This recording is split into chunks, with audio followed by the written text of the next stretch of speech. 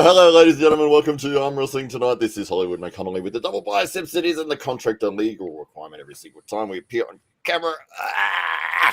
All right.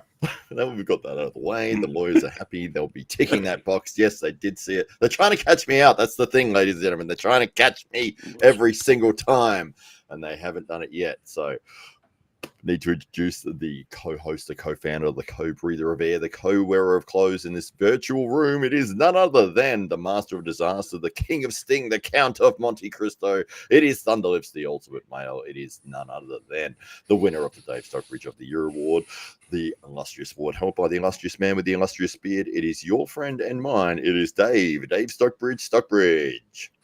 Thank you very much, Hollywood Matt Connolly. What a wonderful introduction as always, and a very warm welcome to everybody that's tuning in to Arm Wrestling Tonight, your 5-night a week half-hour dose of arm wrestling news, bringing to you some of the rising stars of the sport and shining a light upon those people that are doing wonderful things both within our sport, and for those people in the sport that are trying to make a name for themselves. The man on screen is Greg Yo. Ladies and gentlemen, Eastside Arm Wrestling, all in inverted brackets, and we're going to get to the heart of what that means, because Eastside sounds a little bit gangster to me, and I'm not sure if there's some kind of element within your club and whether we can talk about that or not, but we'll get to that in a little while. But mate, you have been filling the calendar for arm wrestling talent in the Southeast Asian region over the last year or so. You've really made it your mission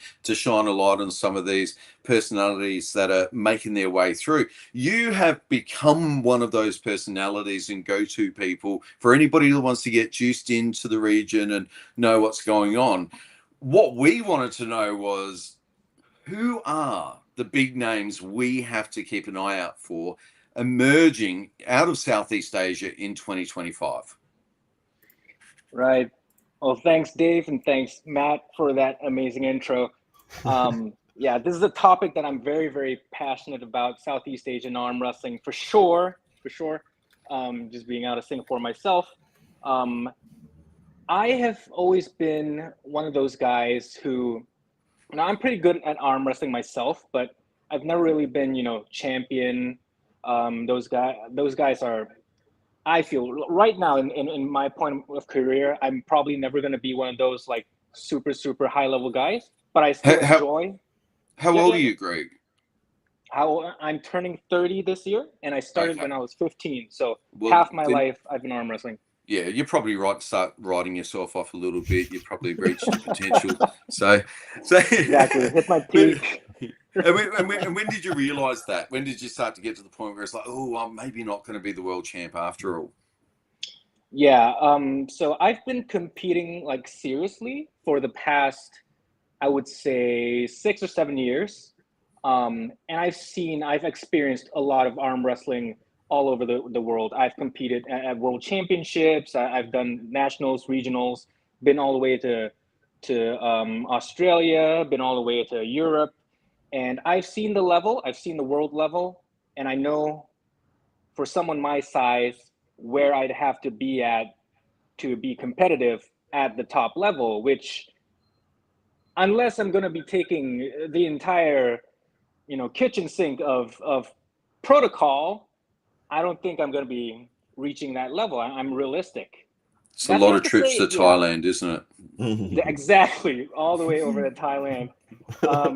But that's not to say I'm not going to be competitive in one way or another. There are going to be opportunities everywhere for every level of puller, I believe, in the future, especially with more and more promotions coming out. It's not always just going to be about the best of the best guys. I think we can have awesome matches even at the quote unquote lower levels of arm wrestling.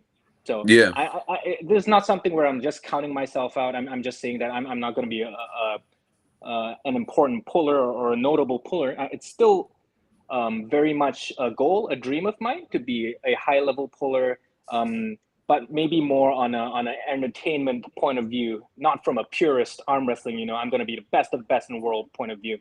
But yeah, going back to what you were talking about.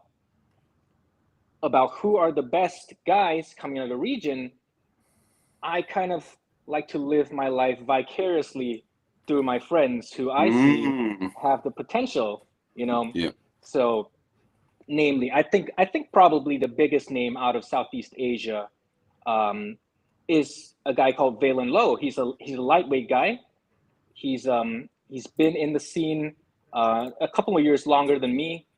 He was in the Australian arm wrestling scene, I think, as early as 2012, 2013.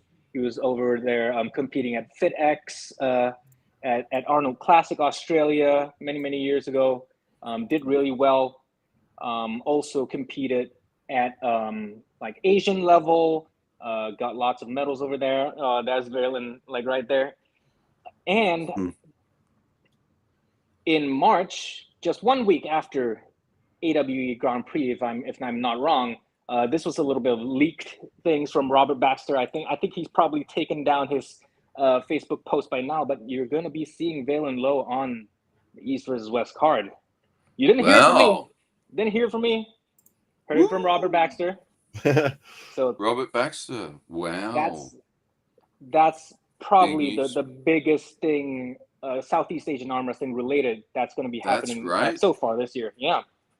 Yeah, when Robert Baxter's reaching out and offering you a platform, that is huge.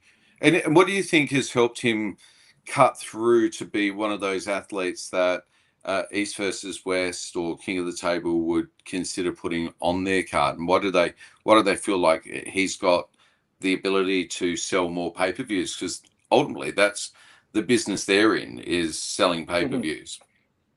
Definitely. So I think this is sort of East versus. This is not me speaking for East versus West, first of all.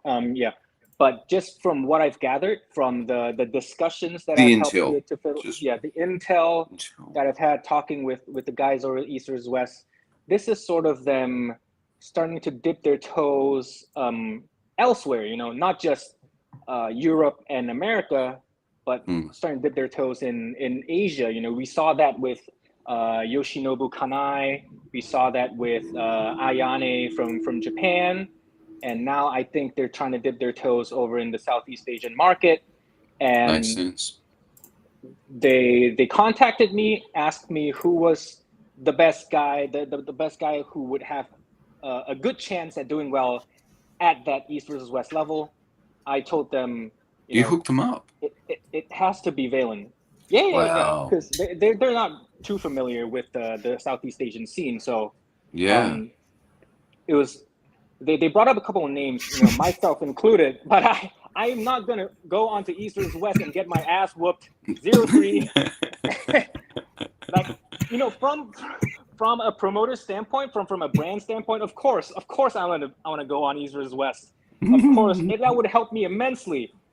But, you know, where do we go from there? If I, as the representative of Southeast Asia, goes on the East versus West, get whooped 3-0 by David Sumusha or some guy at my weight, then we're never going to get another call ever again. Yeah. I love that you put the region first. It's just you know, a lesser man would have taken the opportunity and taken that flight to Istanbul or to Georgia or to wherever the circus was going, but got, you know what, that's a free flight. That'll be a nice experience. Exactly. Stamp on the would passport. Yeah, it would have been good times, but you put the region first, and this is a long held pattern of yours for as long as I've been aware of you. You're naturally, you know, you're an athlete, and you're featuring what it is that you're doing as an athlete. You're showing people training, but you're equally, you're showing people how to train, what to do. You're giving advice. You're sharing news. You're being an ambassador for the sport, and now, I mean, I hear there's a lot of people in Southeast Asia, but you're the one guy that they go to, the biggest promotion in the world goes to when they want to know something about the region. So why do you think that is? I think it's a very simple thing. I speak English. That's pretty much about it. None of the other like Southeast Asian countries over here speak English. I don't know why that's the case, but they really, really have to up their English game. Just speaking English opens so many doors for you. It makes things so much easier. It makes you so much more relatable. You can get in contact with the right people, communicate, do business, all that stuff. I think it's a really powerful tool. And it's also something that the Eastern Europeans haven't really caught on. Some of them have. Some of them are starting to learn English, like Morozov, like Kalinichenko, Sergei Kalinichenko is starting to do that, and you can see their popularity really rising just from being able to speak a couple of words of English. Hmm. Yeah. And is that something you share with athletes that are emerging that might be coming out of Thailand or wherever, where you're just suggesting, hey, well, English is the lingua franca of the sport and probably where the money is ultimately, because that's mostly coming out of Western markets, and it'd be worth 10 times more if you had half as many followers from English speaking countries. Exactly. Yeah, but so I think most of them don't really get it yet. In terms of viewership count within Southeast Asia itself, I'm actually probably one of the smaller creators. Actually, you have arm wrestling accounts, content creators over in Thailand, Vietnam, Indonesia, which have hundreds of thousands of followers on TikTok, Facebook, YouTube, but none of them speak a lick of English, and they're just stuck in that bubble, that little circle of theirs. They have thousands of views, but those views don't really count for anything outside of their own circle. It's not really getting them anywhere. So yeah. So what do you think? What do you think is the opportunity? Because we've encountered this with the Indian market as well, where the developing markets are almost impossible to monetize, or certainly to do so profitably from the West. It almost has to happen in that marketplace to be monetarily worthwhile. But it's also very difficult to.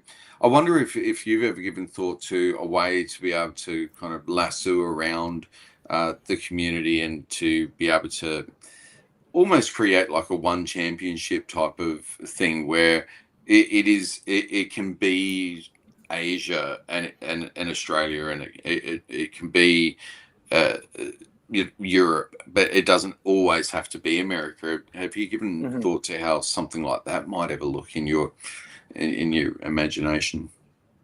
Yeah.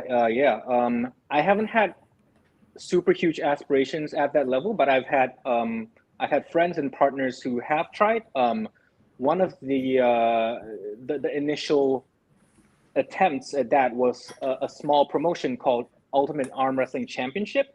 It started in 2022, where we invited a couple of Australians as well. I think there was Red Downward, Sam Burnett. I remember this. Yeah. That one. Yeah. That was going. There was a pretty middleweight okay belt for a while. Up for grabs. Yeah. And Sam Burnett was still the welterweight holder. I still haven't avenged my loss to Red Downward, unfortunately. Sounds like an AWE matchup in the making. Talked to Red today, actually. Just coincidentally. Yeah. Yeah. It's out of the blue. But no, I think it would be a fun thing to do. The Ultimate Arm Wrestling Championship was definitely an interesting promotion. Are you saying that they're not going anymore, or are they? After the first sort of year, I think they were trying to go too hard on the monetization, on the PPV, pay-per-view aspect, too early. We weren't an established organization yet. When I say we, I meant my friends. I wasn't actually part of the team, but I was helping out. But I felt that UAC wasn't exactly an established brand. We didn't have established pullers yet to really command the pay-per-view model. I don't think it was a good business plan from the start. And ultimately it failed because it was not sustainable. It was all out of pocket. The two guys behind it was one of them was Valen Lowe, and another one was a guy, his friend called John. Both of them paid thousands of dollars out of pocket to keep it running for a year, and unfortunately did not gain the traction that it should have. Even with one of the events, we had Schoolboy on the card, but even that didn't really pull in any pay-per-view numbers, and so ultimately died out. So probably we'll have to come through with a different angle to make things more sustainable. But at that point in time, this was not a sustainable model for arm wrestling in Southeast Asia. It's almost outside of big one-off events. Any sport or brand that runs events in any type of serial way will find it very difficult to only run exclusively pay-per-view events, and East versus West and King of the Table and are unique in that way. A lot of fight promotions you might argue might put on 4 or 5 events a year. I think that's a little bit different. Pay-per-view's a real tough one unless basically Devon's on the card. It makes it. I think it makes it really hard to get huge views. That's why even when he's not on the card, he's there. People want to know what Devon might do or has to say, or it's he is the phenomenon that is drawing in those numbers. So what's interesting though, you've also seen the antidote to that in some regard is developing talent and in your region particularly, and shining a light upon them and providing them with that platform. So what came after this UAC kind of ceased? What came after that? So yeah, after that it was pretty much a void in the local scene, at least in Singapore. There's always going to be like small tournaments, promotions here and there popping up here and there, but nothing really stuck. There wasn't really a promotion that really stuck and tried to push for greater recognition or greater arm wrestling growth. And right now, I'm at a point where I have to decide, how I want to move forward with this. I made the decision early this year, to take my training a little bit more seriously, because I want to be more active as an arm wrestler, as a competitor. So I'm starting to step back from that from wearing that organizer hat. So I don't know if there's going to be anyone who steps in to push that forward. But back to what you were asking about, what are the ways we have considered. I think it's interesting because a while back you guys also had I forget his name. What was it? Greg from World Series of Arm Wrestling. Greg Sharp. Yeah. Greg Sharp. Yeah, I think he made a really, really good point. It's something that's not brought up very often, which was the sports betting side of things. I think that is part of the future of arm wrestling growth, especially so in Southeast Asia, because there is a huge sports betting market in Southeast Asia. And what I was trying to sort of lend myself into slightly towards the tail end of 2024 was to start a league of team-based arm wrestling, because I feel like team-based arm wrestling is it might be the future. It might be the best way to push forward this kind of sports-based betting kind of thing in arm wrestling.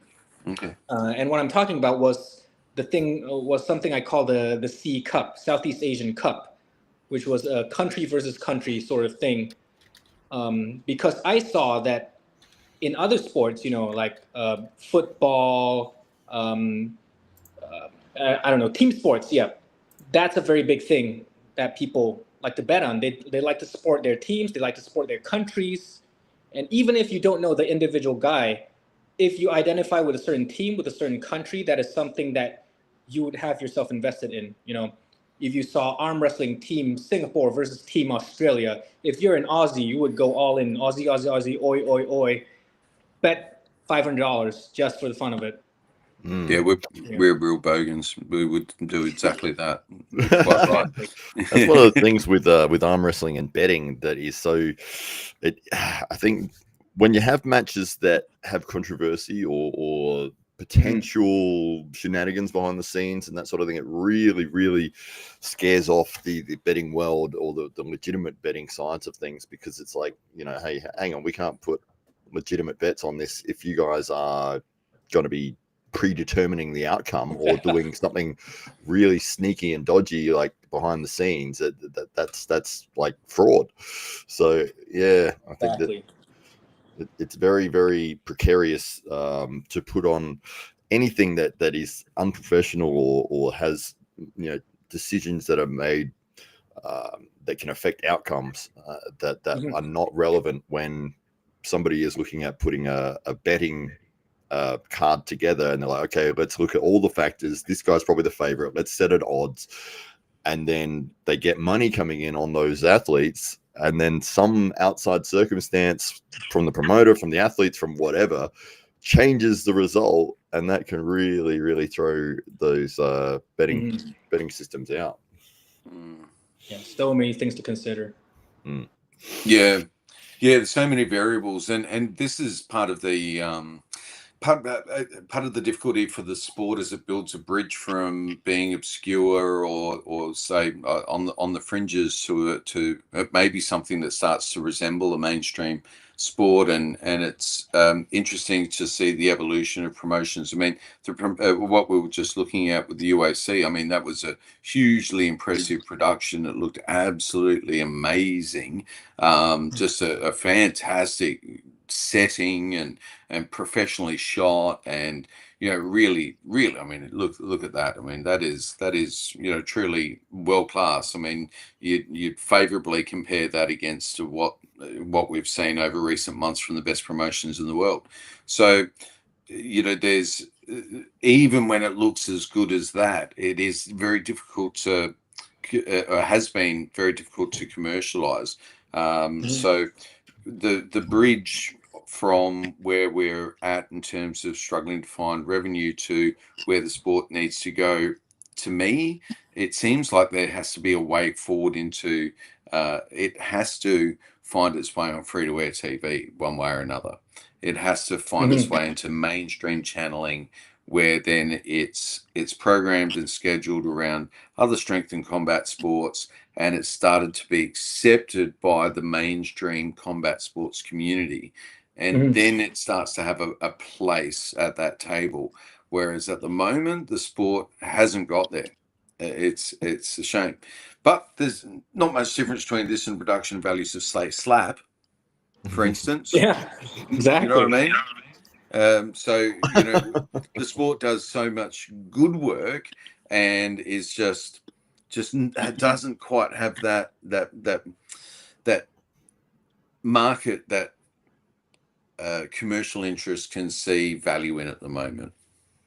It's close. It's getting there. I can feel the rise around the world and all Very the different promotions and everything that's going on. Especially, I'm only 6 years into the sport now, but just from where it was when we started to where it is now, I mean, it's just second to none in terms of growth. The amount of promotions that have popped up around the world, the amount of clubs, the amount of people talking about arm wrestling. You look at all social media across the board. There's now a multitude of content creators that are always putting out daily content and updates about different events and matches, and you're seeing people from all around the world getting a spotlight as opposed to just a certain percentage of the population in that 1%.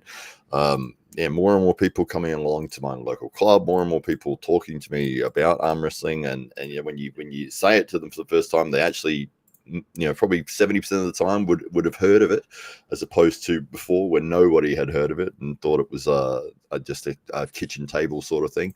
So yeah, it's definitely fantastic to see the growth that has happened over the last few years. Totally agree. I think the moment it hit me when arm wrestling was going to be like when I felt like arm wrestling is really on the cusp of being a globally recognized, sport that everyone sort of knows about, was in 2023 when I was chatting with my now father-in-law, and he told me, hey, did you see this video? This school kid looking guy destroying bodybuilders. If the average Joe knows about arm wrestlers, knows about Schoolboy, knows about Devin, I think it really is getting somewhere. Yeah. Yeah. Yeah, Is that sure. usually like if you meet somebody for the first time and they say, what do you do or what are you into? And you say arm wrestling. It's normally one of the three that you'll get, either Schoolboy. Oh, I saw this school kid looking guy with a backpack, or this Canadian dude. He's like really tall. I don't know. Used to be in the army or something. That's I get that as well. And sometimes they know Ryan, or they might know some of the other up there guys. But what do you normally get as your response if they have seen any sort of arm wrestling? Funnily enough, mostly I've been getting Schoolboy instead of Devin. I don't know why, but yeah, in this region at least, I think Schoolboy is a little bit more well known, and very interesting. It makes sense if you look at his channel and the number of views that he has. It would make sense that he has more reach. Yeah, absolutely enormous. Maybe we'll go to the comments and then we'll try and get two more names, and maybe if Greg was thinking about an 85 kilo event in Australia, I wonder if there might be a couple of names that he might throw into that mix that he might think could compete against the best in the Oceanic region. I just wonder. All right, well, let's go to the comments here. We've got Brandon Chan in, one of the SO Titans Arm Wrestling Club members, a fantastic guy. He says that the whole of Cambodia will be cheering for Valen Lowe. He's obviously a big fan there. And we've got Lucky Wood has also jumped in the podcast here. She says, morning. I think it is very, very early morning over in the United States at the moment, probably 3 or 4 in the morning. Brandon Chen says that Greg versus Daniel Prokrajek at East versus West needs to happen. I wonder if Brandon would be our official translator for when he came, because I know there is a big Cambodian community here, and I'm sure they'll probably look after him and make sure that he's taken care of. And it'd be great if we could have Brandon take care of him whilst he was over here, if he happened to come over here. We'll have to wait and see. But we've also got Neil Pickup, the man who was on the show last night, one of the legends of arm wrestling for over 30 years. This man has been involved heavily in every aspect of arm wrestling. So it's very interesting to hear from Greg and get a small window into the Southeast Asian arm wrestling scene. More power to them. Great to see arm wrestling evolving in more areas of the world. Thank you, Neil. Phil Woody is in from the UK. He says, morning, lads. Always good to see you, Phil. And he says, you know what to do. He's asking everyone to hit that thumbs up button, which is always handy. Very nice of you, Phil. Thank you very much. James the Claymore is in. He says, hey, guys, great to see you as well, James. And we've got another James here, James Lee G, who says it's 3:47 a.m. in Wichita in Kansas. And I said, you couldn't sleep? He says, I was drawn to you.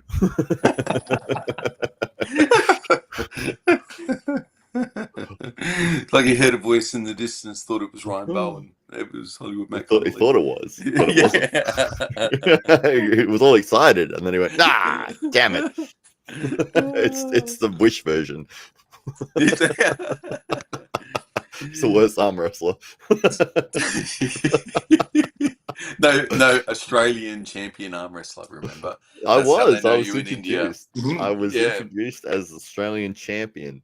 Yeah, Matt's ranking goes up the further away he gets from Australia.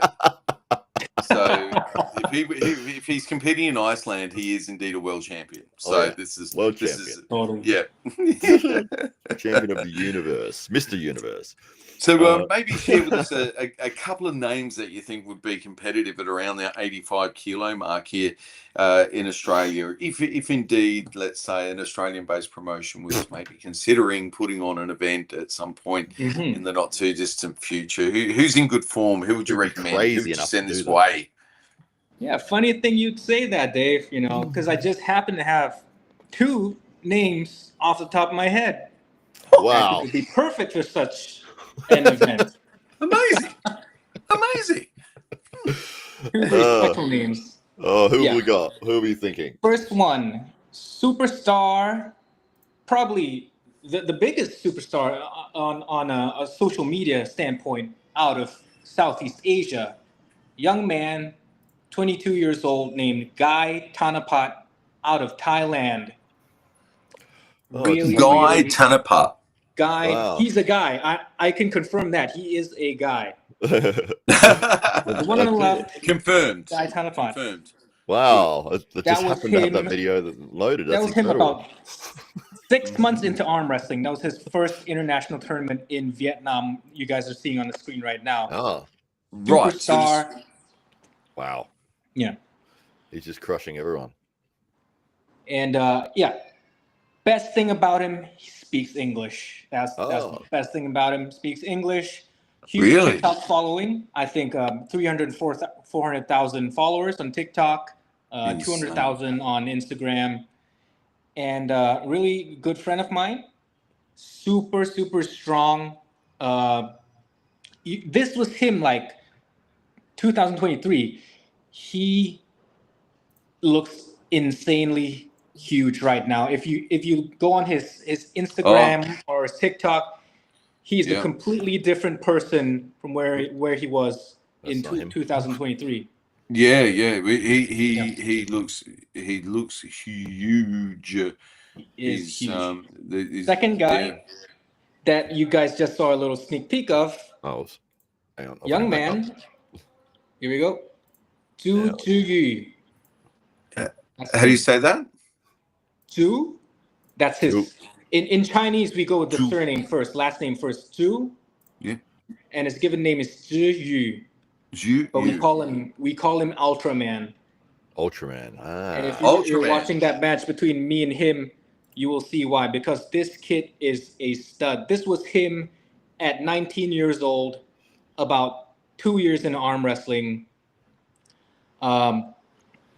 This was us having just a friendly super match because we were both going to compete in a different tournament in about a month later. We wanted to see who was going to lay down to the other guy, and we're using this match to decide.